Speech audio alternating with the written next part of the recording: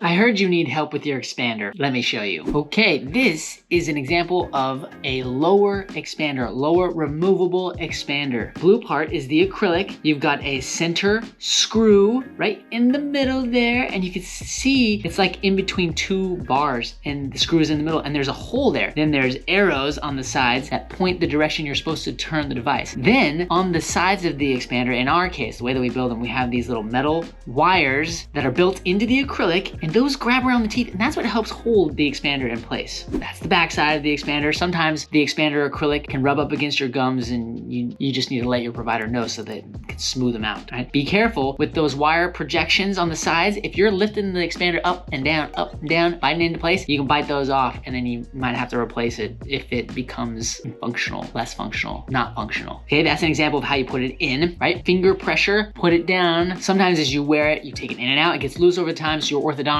will tighten those little projections on the side and make it tighter. Again, the insertion technique is key. You gotta put it in and use finger pressure and push it down into place. If you bite it into place, you risk breaking it. Ideally, most of those wire projections and the blue or the acrylic, in this case, blue is chosen. You could choose all sorts of colors, or different designs. Check out here's a unicorn retainer. You can do something like that. I don't know about for the expander, but anyways, ideally, those projections on the sides, whatever retention arms there are, or the acrylic, it's all pretty level with the teeth. We don't want, parts sticking way out, or it should be resting right by the teeth. And if you're the one wearing the expander, then you need to make sure you communicate with your responsible party, could be your mom or dad, let them know if something doesn't feel right. When it's a device like this that you can take in and out, sometimes the children are old enough to turn the device, and the turning regiment is different, all right? That right there, using the mirror to show it, should be level with the teeth. Pop it up on the side, pop, you see that?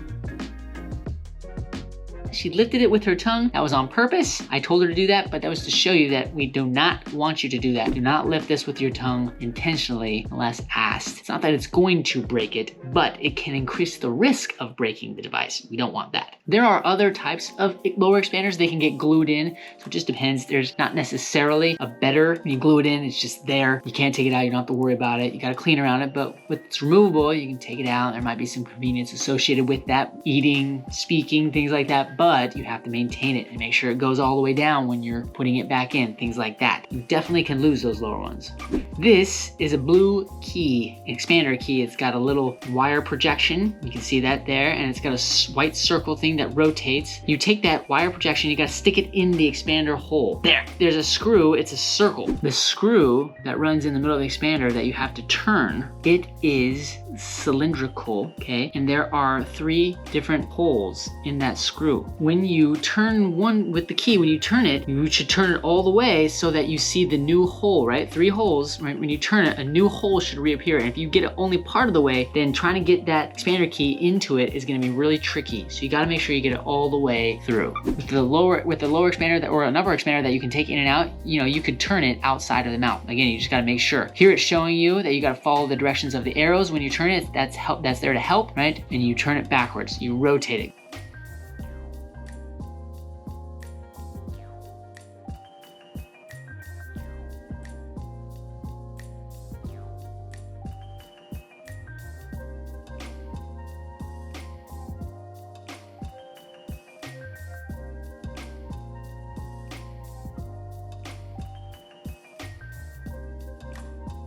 That is an upper expander. You've seen these before. You got the metal rings around the back that lock onto the anchor teeth, could be permanent or baby tooth. And then you've got the metal bars that reach into the acrylic, 2 halves of the acrylic with a screw that runs right in the middle. And when you turn that screw with the key, that's what pushes the pieces apart, makes for a wider jaw. Depending on your age, you may or may not need actual bone changes where you expand your upper jawbone, or you may just need the teeth to push out a little bit wider. So that's the screw in the center. There's the metal rings that go around the teeth. You got the blue glue. There's the wire structure. All that's connected to the acrylic. And again, you can choose lots of different colors, maybe designs for the acrylic. It's glued in.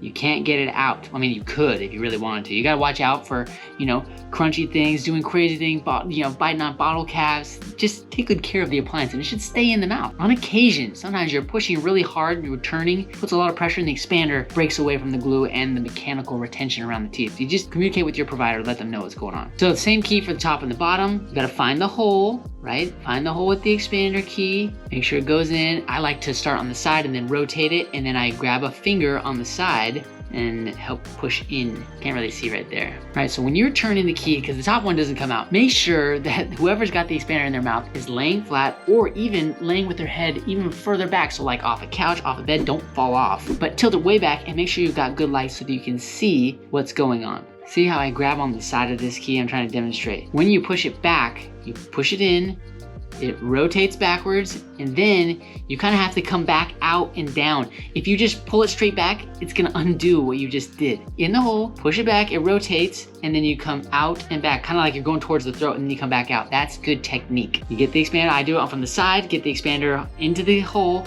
and then once I've got it in place, I just rotate the handle to the center, I push it back, right? There's the rotation backwards. If you could do side to side, right? The motion back, and then you kind of go back out towards the throat and down and out.